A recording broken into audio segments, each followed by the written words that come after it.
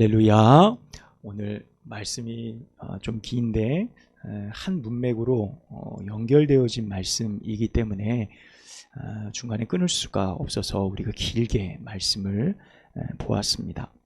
오늘 본문의 내용은 매우 중요한 하나의 싸움을 담고 있습니다. 다윗의 인생 중에 두 번째로 커다란 위기라고 할 수 있는 오늘 본문의 내용의 말씀을 보면 압살롬과 전면전을 다루고 있는 상황이기 때문에 이런 상황에서 다윗은 다윗의 인생 가운데 가장 큰 어려움을 지금 겪고 있는 것을 볼 수 있게 되어집니다.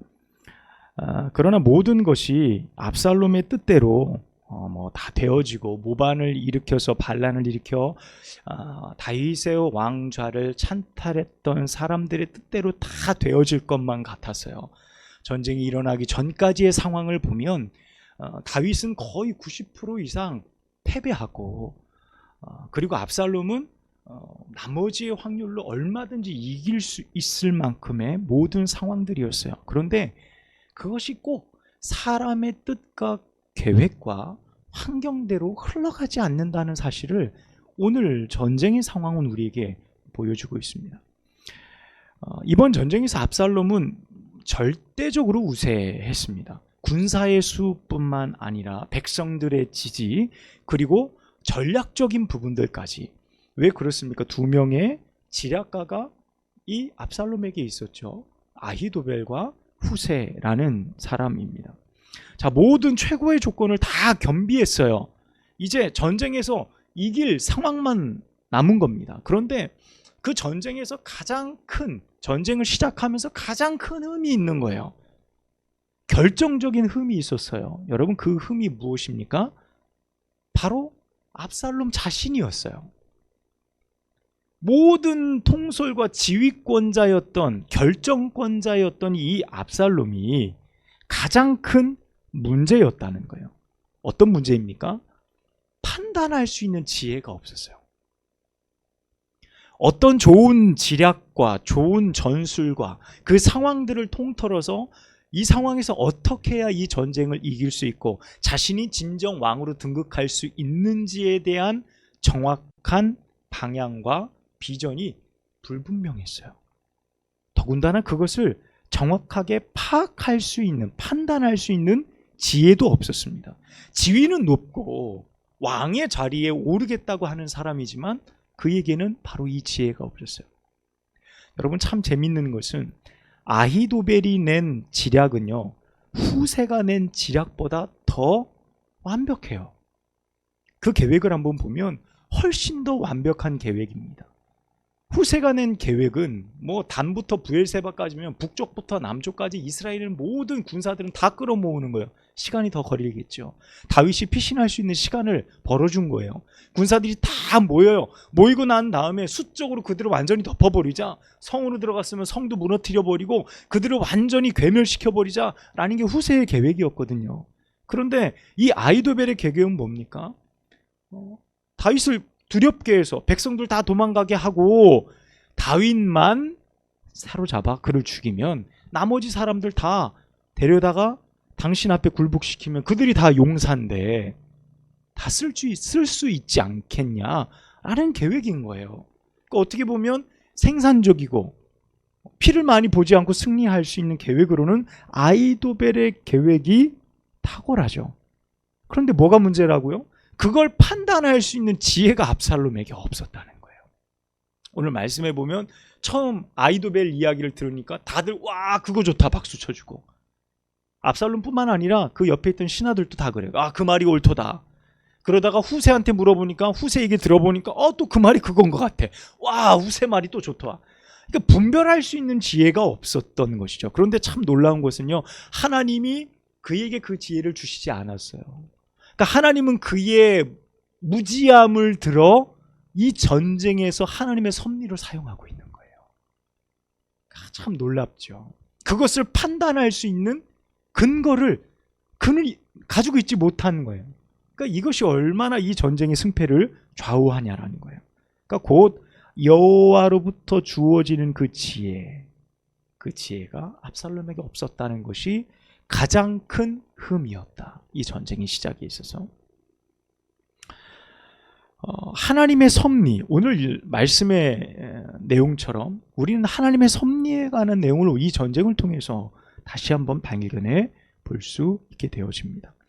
우리 인생의 걸음 속에서 우리는 기억해야 될 것이 있습니다. 우리가 얼마나 살지, 앞으로 얼만큼의 인생을 살지는 알 수 없지만 지난날의 삶에 걸어온 수십 년의 세월 동안, 그리고 앞으로 걸어갈 나의 삶 동안에 우리는 반드시 내 인생을 뒤돌아보며 또 앞을 바라보며 계획하고 기억해야 돼요. 내가 아무리 유리한 상황에 놓여 있고 모든 것을 취할 수 있는 가능성이 열려 있다 하더라도 여러분, 그것을 선택할 수 있고 판단할 수 있는 하나님의 지혜가 내게 없다면 우리는 반드시 가장 완벽한 환경 속에서 그릇된 선택을 할 수밖에 없음을 말해주는 겁니다. 그러니까 우리 인생의 수많은 선택의 결과가 나라고 이야기하잖아요. 내가 지금 선택해서 이 자리 가운데 온 겁니다. 내 인생이 이렇게 되어진 것은 나의 선택이에요. 하나님의 인도하심도 있었지만 내가 절대적으로 나의 욕심껏 선택해서 살아온 내 인생인 거예요. 그러니 내가 무슨 불평을 하겠습니다. 그런데 그 인생의 결정권 가운데 우리가 하나님의 지혜를 사모하고 하나님의 지혜가 있을 때 우리는 가장 완전하고 온전한 결정을 할 수 있다는 겁니다. 그리고 그 상황을 이끄시는 하나님의 섭리가 있다. 내 인생 가운데 하나님의 섭리가 있다. 우연히 되어지지 않고 어떻게 하다 보니까 여기까지 온 게 아니고 내가 열심히 해서 내 힘으로 이뤄낸 것도 아니고 하나님의 이끄심의 섭리가 있다라고 믿는 자들 안에 하나님은 이와 같은 지혜로 판단케 하신다는 거예요. 여러분, 이 사실을 발견하는 여러분 되시기를 축원합니다. 여러분, 그것이 성공 가도에 있던 압살롬의 삶이든지 다윗처럼 인생의 낭떠러지 끝에 한 발만 내디디면 이제 곧 떨어질 것 같은 인생의 끝에 서 있을지라도 교만하지 않을 수도 있고 고난의 삶에서도 의연하게 살아갈 수 있는 그 힘을 우리가 얻게 되어진다는 거예요. 오늘 하나님의 섭리는 바로 우리의 삶에 이렇게 성실히 베풀어진다라는 사실입니다. 여러분, 이 삶 안에 살아가는 우리들 되어지기를 간절히 소망합니다. 여러분, 이에 이 아이도벨은 자신의 계략이 더 뛰어난 것을 알죠. 후세의 얘기를 들어보면 소모적이에요. 그리고 시간도 더 많이 걸려요. 굳이 이제 거의 꼬리를 다 잡았는데 왜 사람 모으고 있어? 그냥 지금 가진 군사로도 충분하니까 12,000명 내게 주십시오. 그럼 내가 당장에 가서 다윗만 제거하고 거기 있는 사람 데려오겠습니다. 깔끔하잖아요. 완벽한 계획이잖아요. 그런데 어떻게 됩니까? 자신의 계획이 반려되죠. 선택되지 못해요. 어떻게 보면 그의 인생 가운데 처음 있는 일이겠죠. 그리고 굉장히 중요한 순간, 그리고 압살롬이 모반을 하고 나서 압살롬 편에 붙어서 아이도벨이 처음 낸 계략이에요. 물론 옥상에서 후궁들과 잠자리를 취하십시오 그런 얘기들이 있었죠. 그건 전례 관례에 관한 이야기일 수도 있고. 자, 전쟁에 있어서 처음 내놓은 이 지략이 압살롬에 의해서 선택되지 못한 겁니다. 근데 그가 어떻게 하죠? 짐을 싸서 고향으로 내려가 버립니다. 고향으로 내려가서 자기 집에 가 자기가 살아온 삶을 정리해요. 무슨 생각을 하고 어떤 마음이었을까? 그냥 죽었더라 이렇게 끝나지 않고 그래도 그가 고향으로 내려가서 자기 삶을 정리했다라는 내용이 들어갔더라는 것을 봐서는 그가 많은 생각을 했던 것 같아요. 내가 압살롬의 편에 선 것이 맞았을까? 내가 아니면 다윗을 배반하는 것이 문제였을까? 수많은 생각들을 하면서 결국 어떻게 합니까?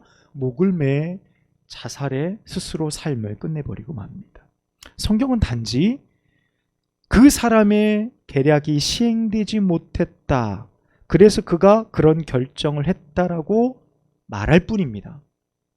우리는 그가 왜 죽었는지에 대해서 성경이 말하고 있지 않기 때문에 정확히 알 수는 없습니다. 하지만 여러분, 그의 죽음과 그가 말한 계략의 실패는 하나님의 섭리였어요. 왜 하나님의 섭리입니까? 덮어놓고 하나님의 섭리가 아니에요. 성경에 나와 있는 말씀이기 때문에 그렇습니다. 여러분, 앞장으로 넘어가 보면 15장 31절 말씀입니다. 한번 찾아보십시오. 15장 31절 말씀. 사무엘하 15장 31절 말씀입니다. 우리 함께 읽겠습니다. 시작. 어떤 사람이 다윗에게 알리되 압살롬과 함께 모반한 자들 가운데 아히도벨이 있나이다 하니 다윗이 이르되 여호와여 원하옵건대 아히도벨의 모략을 어리석게 하옵소서 하니라. 아멘. 여러분, 이 말씀, 오늘 말씀 들으면서 혹시 기억하신 분 계세요? 우리가 이 말씀을 보면서 문득 떠오르는 거예요. 이 말씀이 우리가 놓쳤던 말씀이에요. 지나쳤던 말씀이에요. 다윗은 도망치며 산으로 올라가면서 울면서 울면서 하나님 앞에 이렇게 얘기한 거야. 하나님, 아히도벨이 그쪽에 있어 그가 내는 이 계략이 사실 두렵습니다. 그의 계획이 얼마나 위대하고 얼마나 놀랍습니까? 하나님, 그의 계획이, 모든 계략이 어떻게 되는 거예요? 어리석게 하옵소서. 어리석게 하옵소서. 그렇게 한마디 짧은 기도, 그 한마디 짧은 기도, 여러분, 그 기도를 하나님께서 들으신 거예요. 그 기도를 하나님께서 들으셨어요. 그거만 간절히 40일 금식 기도한 게 아니에요. 짧은 그 산을 올라가며 울며 머리를 가리고 신발을 벗고 올라가는 그 과정 속에서 하나님, 아히도벨의 계략이 어리석게 하옵소서, 이 말뿐이었어요.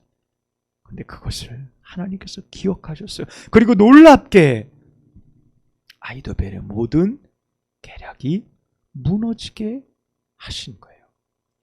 여러분, 참 놀랍지 않습니까? 아히도벨의 계략이 더 정확하잖아요. 더 좋잖아요. 그런데 후세의 계획을 이 압살롬의 무지한 지혜로 선택하게 하시고, 그 계획대로 백성들을 모으다 보니까 다윗이 요단강을 건너 넘어갈 수 있는 시간을 벌어주게 하고 전쟁에서 그가 준비할 수 있는 모든 여건들을 갖추게 하는 상황을 만들어내게 돼요. 이 모든 상황의 섭리와 말들을 하나님께서 다윗의 기도, 그 짧은 기도를 통해 하나님께서 허락하시는 것을 볼 수 있게 되어집니다. 누구나 이 말을 들으면 그렇게 따라갈 거예요. 아히도벨의 말을 들으면 말이죠. 그런데 후세의 말을 듣고 압살롬과 신하들은 후세의 의견이 더 좋다라는 평가를 내린 것, 여러분, 이것이 바로 하나님의 섭리예요. 하나님이 배후에서 일하시는 하나님의 섭리예요. 아히도벨의 계략 흠잡을 것 없지만 여러분, 그 계략 전체가 어리석은 것이 아니었어요. 그런데 그것을 알지 못하는 무지한 압살롬과 신하들이 어리석은 거죠. 결국 아히도벨의 계략은 어리석은 것이 되어졌고 그의 마지막의 선택도 어리석은 것이 되어진 거예요. 여러분, 참 놀라운 거예요. 다윗은 그렇게 기도해놓고 까먹었을지도 몰라요. 그런데 하나님은 그 기도를 들으셨다는 사실입니다. 할렐루야. 우리가 정말 괴롭고 힘들 때에 내가 쏟아내면서 하나님 도와주세요, 하나님 나의 상황을 살펴주세요, 나의 억울한 상황을 주께서 도와주십시오, 하나님 이 문제 주께서 해결하지 않고서는 감당할 길이 없습니다, 도와주십시오 라고 말하는 이 기도 가운데 하나님은 결코 그 기도를 잊지 않으신다는, 외면하지 않으신다는 겁니다.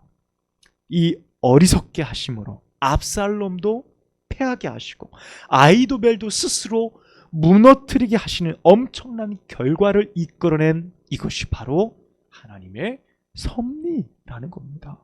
여러분, 하나님의 섭리는 놀라운 거예요. 정말 놀라운 거예요. 여기서 우리는 참 놀라운 사실 하나를 발견해 봅니다. 하나님은 우리를 참 긍휼히 여긴다는 사실이에요.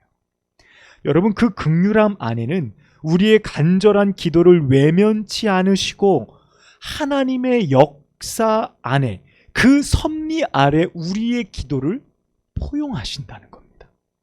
여러분, 하나님이 일방통행이고 일방적이고 당신의 뜻대로 모든 것을 다 해버리고 우리의 상황을 전혀 배려하지 않는다? 여러분, 결코 그렇지 않습니다. 오늘 말씀을 보면 다윗의 그 간절한 짧은 기도 한마디를 하나님의 커다란 섭리 아래 어떻게 해요? 수용하신 거예요. 들어주신 거예요. 어떤 마음으로요? 불쌍한 마음으로, 우리를 긍휼히 여기시는 마음으로. 자신이 지은 죄 때문에 달게 받고 걸어가고 있는 그 다윗의 모습이 안타깝고 마음 아픈 거예요. 하나님 앞에, 하나님 마음 편에서 그 긍휼함을 하나님께서 받아주시는 거예요. 하나님의 그 섭리는 여전히 진행되고 있어요. 멈춰지지 않아요. 그 심판도 진행되어지고 있어요. 그런데 하나님이 그 압살롬의 무지함을, 아히도벨의 뛰어난 그 지략을 엎으셔서 어리석음으로 끝나게 하시는 놀라운 섭리의 과정을 이끌어내신다는 것, 여러분, 이게 얼마나 큰 은혜입니까? 우리의 그 작은 외침 하나에 하나님은 잊지 않고 시행하시고 하나님의 놀라운 섭리로 아름답게 일을 만들어 가시는 하나님, 그 결과를 받아볼 때 정말 우리의 가슴이 뛰는 거예요. 우리의 마음이 뛰는 것입니다. 여러분, 꼭 다윗의 그 한마디를 잊지 않고 기억해 주셨다는 이 사실, 여러분, 어떤 말씀이 떠오릅니까? 예수님 옆에 달렸던 그 강도의 한마디가 기억이 나잖아요. 짧은 한마디, 당신이 낙원에 이를 때 나 좀 기억해 주십시오 라는 그 짧으면서도 간절한 그 말에 오늘 네가 나와 함께 낙원에 있으리라 허락하신 예수님의 그 마음, 오늘 다윗이 하나님, 아히도벨의 계략이 어리석게 해주십시오 라고 간절히 기도한 그 기도를 외면치 않으신 하나님의 마음, 여러분, 같은 마음이지요. 하나님은 우리의 간절한 기도와 말을 들으시는 거예요. 우리의 말을 외면치 않으시는 거예요. 내가 말한 대로 시행하리라 라고 말씀하시는 하나님이에요. 이 말씀이 실제 역사하는 순간을 경험하는 사람들은요, 우리의 입술과 우리의 간절한 기도를 헛되게 흘려보내지 않습니다. 그래서 우리의 기도, 우리의 언어 정말 조심하게, 바르게, 온전히 사용해야 돼요. 왜냐하면 우리가 한 말대로 하나님께서 다 시행한다고 생각해 보세요. 여러분, 우리 인생이 잘 남아나겠습니까? 아유, 저놈의 인간 저거, 어떻게 하나님 그 말대로 저놈의 인간 저거 시행하시면 이 끝나는 거예요. 하나님이 우리를 긍휼히 여기시기 때문에 하나님의 그 거룩하신 섭리 아래 우리는 정말 진실되이 우리의 삶을 바르게 아뢰일 필요가 있다는 사실이에요. 오늘 다윗처럼 말이죠. 자, 이제 상황이 어떻게 갑니까? 후세는 목숨 걸고요, 그 상황, 자신의 계략이 어떻게 해요? 딱 선정이 되잖아요. 그리고 아히도벨 이야기와 아히도벨을 짠 것과 자신이 짠 모든 내용을 누구에게 알려줍니까? 사독과 아비아달 두 제사장에게 알려주고, 두 제사장은 요나단과 아히마아스 두 사람을 보내요. 두 사람을 보냅니다. 다윗에게 보내요. 근데 가다가 어떻게 돼요? 들키잖아요.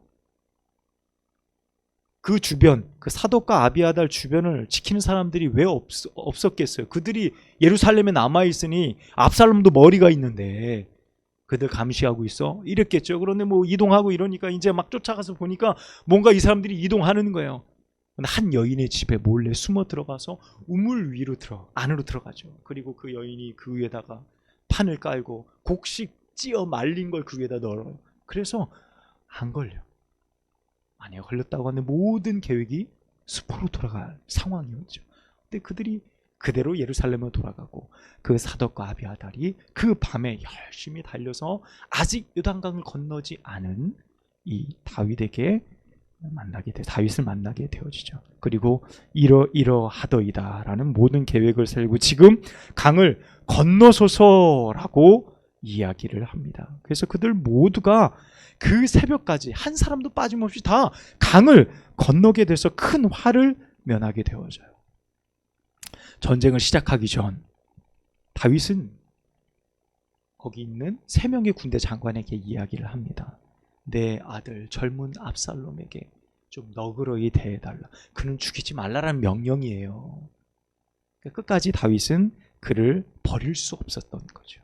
아버지로서 자식을 못 버리는 거예요. 다윗은 끝까지 어떻게든 압살롬을 살리고 싶었어요. 그러나 이 맹렬한 전쟁터 속에서 압살롬을 지켜내기란 다윗의 명령만큼 그렇게 호락호락한 상황이 아니었고, 더군다나 압살롬의 군대가 대패했어요. 2만 명의 사람이 죽었습니다. 2만 명의 사람이 죽고 나서 그가 막 노새를 타고 도망가다가 어떻게 됩니까? 그 머리가 길고 두껍다 그랬잖아요. 그가 타고 가다가 상수리나무 숲이 우거진 곳에 가다가 그 머리가 상수리나무 가지에 걸려서 노새는 휙 지나가 버리고 압살롬은 머리 매달려 대롱대롱 매달려 있는, 어떻게 보면 정말 우스꽝스러운 상황이 되어지는 거예요. 그 상황을 보고 한 군사가 요압에게 이야기를 하죠.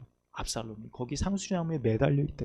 그때 요압이 분노하잖아요. 당장에 죽이지 나한테 보고하냐. 그랬으면 내가 은 10개라도 9개라도 주었을 거다 했더니 난 1000개를 주어도 손 못 댑니다. 요압이 그때 작은 창 3개를 가지고 가서 어떻게 합니까? 압살롬의 심장을 그 자리에서 찔러서 죽여버리게 됩니다.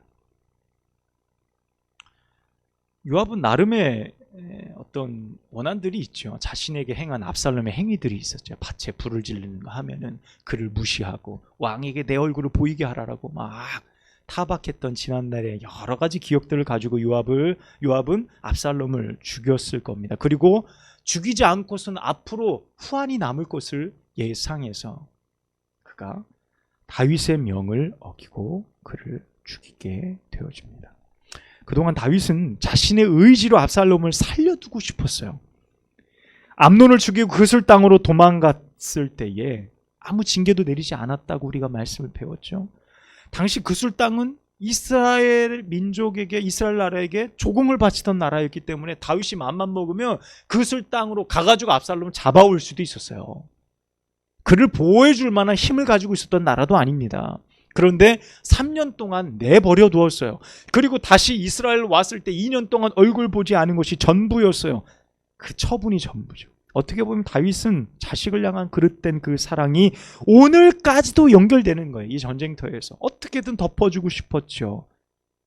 지키고 싶었어요. 그러나 압살롬은 자신이 저지른 죄의 값을 받게 되는 거예요.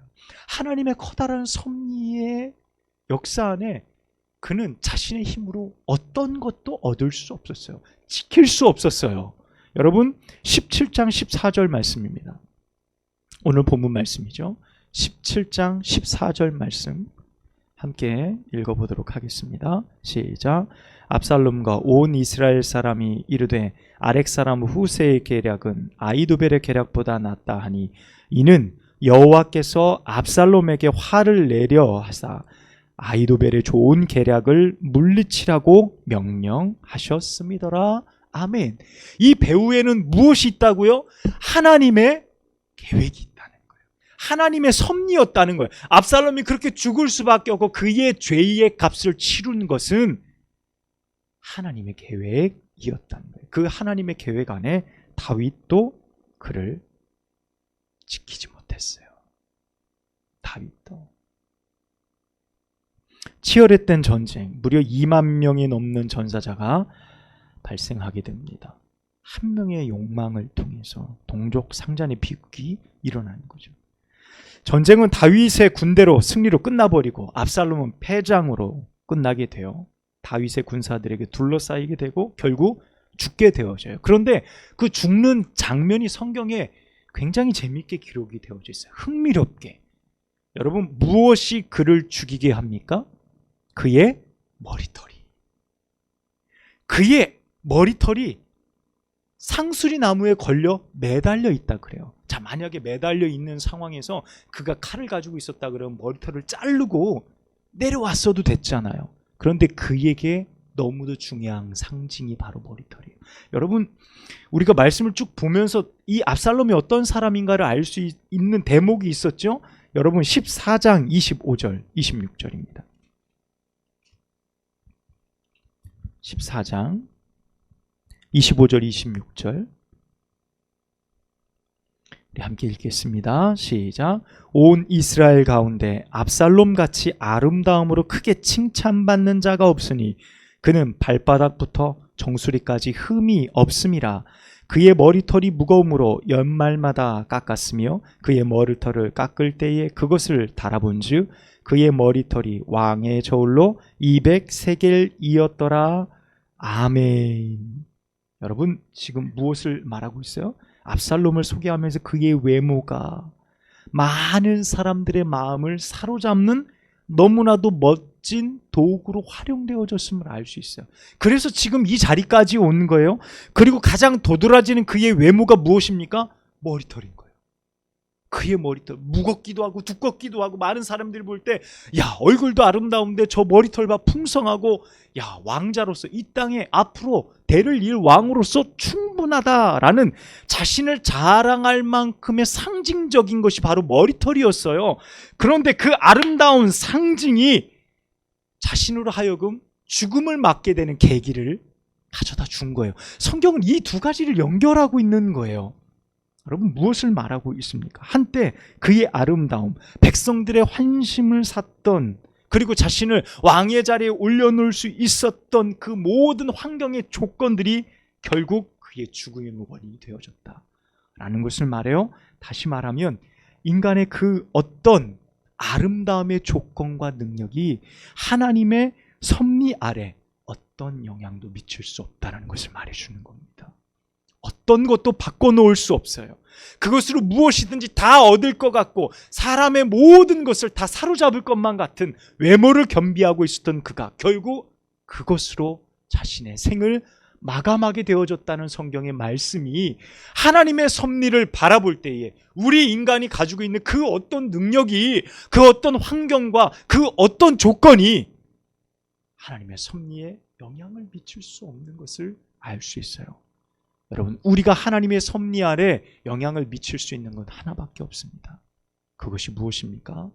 간절한 기도 외에는 없는 거예요. 다윗의 기도처럼 저는 아무것도 할 수 없으니 하나님 그의 계략이 어리석게 하옵소서 라는 그 간절한 기도 외에는 없어요. 그 간절한 기도와 아뢰미, 나의 부족함을 드러내는 아뢰미 하나님의 긍휼을 이끌어내고 그 긍휼로 하여금 하나님의 놀라운 섭리 아래 우리로 하여금 설 수 있게 하는 은혜를 맛보게 한다는 사실입니다. 할렐루야. 오늘 본문의 사건을 통해 우리는 우리의 삶에 일하시는 하나님의 놀라운 섭리를 보고 있는 겁니다. 하지만 여러분, 그 하나님의 섭리를 아는 자가 누구입니까?